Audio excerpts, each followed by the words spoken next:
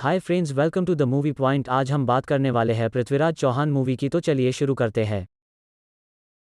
पृथ्वीराज चौहान के नाम से प्रसिद्ध भारत के सबसे महान राजपूत शासकों में से एक था, जिन्होंने अपने जीवनकाल के दौरान राजस्थान, हरियाणा, दिल्ली, उत्तर प्रदेश और मध्य प्रदेश के कई हिस्सों पर शासन किया था।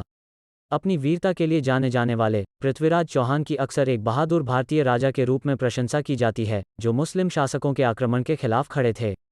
उन्हें व्यापक रूप से एक योद्धा राजा के रूप में जाना जाता है, और उन्हें अपनी पूरी ताकत से मुस्लिम आक्रमणकारियों का विरोध करने का श्रेय दिया जाता है। पृथ्वीराज चौहान का जन्म 1166 में गुजरात में हुआ था। पृथ्वीराज चौहान ने 5 वर्ष की उम्र से उन्होंने सरस्वती कंठाभरण विद्यापीठ से वर्तमान में जो अढ़ाई दिन का झोपड़ा नामक एक मस्जिद है, शिक्षा प्राप्त की थी, जहां उन्होंने अपने गुरु श्री राम जी से शिक्षा के अलावा शस्त्र विद्या भी प्राप्त थी। उन्होंने संस्कृत, प्राकृत, मागधी, पैशाची, शौरसेनी और अपभ्रंश भाषा सहित 6 भाषाओं और मीमांसा, वेदांत, गणित, पुराण, इतिहास, सैन्य विज्ञान और चिकित्सा शास्त्र का ज्ञान भी प्राप्त किया था। साथ ही पृथ्वीराज चौहान शब्दभेदी बाण चलाने, अश्व व हाथी नियंत्रण विद्या में भी निपुण थे।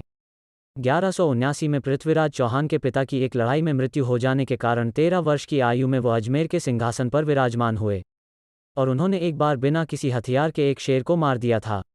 तब से उन्हें एक वीर योद्धा राजा के रूप में जाना जाने लगा था। उन्होंने केवल 13 वर्ष की आयु में ही गुजरात के राजा भीमदेव को हराया था। दिल्ली के शासक और उनके दादा अंगम ने उनके साहस और बहादुरी के बारे में सुनकर उन्हें दिल्ली के सिंहासन का उत्तराधिकारी घोषित किया, जहां उन्होंने एक मजबूत राजपूत साम्राज्य का निर्माण किया, और उनके साम्राज्य का विस्तार मुख्य रूप से भारत के उत्तर पश्चिम में हुआ, जहां उनके साम्राज्य में पंजाब, हरियाणा, राजस्थान और उत्तर प्रदेश भी शामिल थे। जब पृथ्वीराज के वीरता का वर्णन पूरे देश में चारों ओर फैला हुआ था, जिनके बारे में सुनकर पृथ्वीराज चौहान के शत्रु जयचंद की बेटी संयोगिता उनसे मन ही मन स्नेह करने लगी थी, और दूसरी ओर राजा जयचंद ने स्वयंवर के माध्यम से अपनी बेटी संयोगिता के विवाह करने की घोषणा कर दी थी। परंतु जयचंद पृथ्वीराज चौहान का विरोध करता था, इसीलिए उन्हें स्वयंवर में आमंत्रित नहीं किया गया था। तो स्वयंवर काल के समय हाथ में बरमाला लिए संयोगिता जब सभी राजाओं की तरफ देख रही थी, तो तभी उनकी दृष्टि पृथ्वीराज चौहान की मूर्ति पर पड़ती है, और संयोगिता ने वो बरमाला जाकर पृथ्वीराज चौहान की मूर्ति को पहना देती है, और उन्हें अपना पति चुन लेती है। जिसके बाद पृथ्वीराज चौहान उसी समय घोड़े पर सवार होकर राजमहल में प्रवेश करते हैं, और सभी राजाओं को युद्ध के लिए ललकारते हुए राजकुमारी संयोगिता को लेकर अपने महल की ओर निकल पड़ते हैं। पृथ्वीराज चौहान के द्वारा अपने साम्राज्य का विस्तार करने के बाद मोहम्मद गोरी ने 1191 में भारत पर हमला किया, और जिस दौरान मोहम्मद गोरी तराइन की पहली लड़ाई में हार का सामना करना पड़ा। मोहम्मद गोरी की सेना को हराने के बाद उसे पीछे हटने वाली सेना पर हमला करने के लिए कहा गया था, लेकिन सही राजपूत परंपरा में पृथ्वीराज चौहान ने ऐसा करने से इनकार कर दिया, क्योंकि यह उचित युद्ध नियमों के अनुरूप नहीं था, और पृथ्वीराज चौहान उसे क्षमा करके छोड़ 1191 में तराइन की पहली लड़ाई में हार का सामना करने के बाद मोहम्मद गोरी ने 1192 में फिर से पृथ्वीराज चौहान पर फिर से हमला कर दिया, और वीरता के साथ कठोर संघर्ष करने के बाद भी पृथ्वीराज चौहान को हार का सामना करना पड़ा, और उन्हें मोहम्मद गोरी ने पृथ्वीराज चौहान को बंदी बना लिया, जिसके दौरान उन्हें अत्यंत यातनाएं दी गई और लाल गर्म लोहे की राड़ों से उनकी आंखों को जलाया गया, जिस कारण वह अंधे हो गए थे।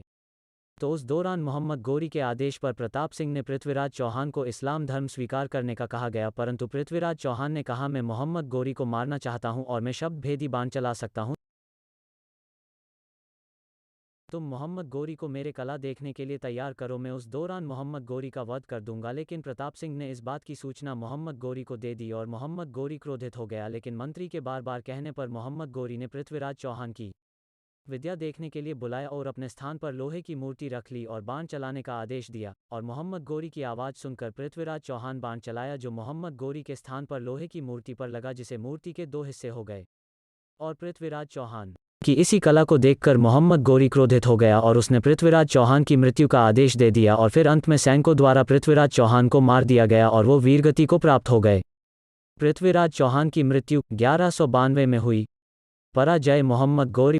पृथ्वीराज चौहान की तलवार की लंबाई और वजन 38 इंच, लंबाई 60 किलो थी। पृथ्वीराज चौहान के घोड़े का नाम बादल था। पृथ्वीराज चौहान के भाले का वजन 80 किलो। पृथ्वीराज चौहान के कवच का वजन 72 किलो था। आई होप आप लोगों को वीडियो पसंद आई होगी। चलिए मिलते हैं अगली वीडियो में। Thanks for watching this video, और फुल मूवी एक्सप्लेन देखने के लिए लाइक, शेयर एंड सब्सक्राइब।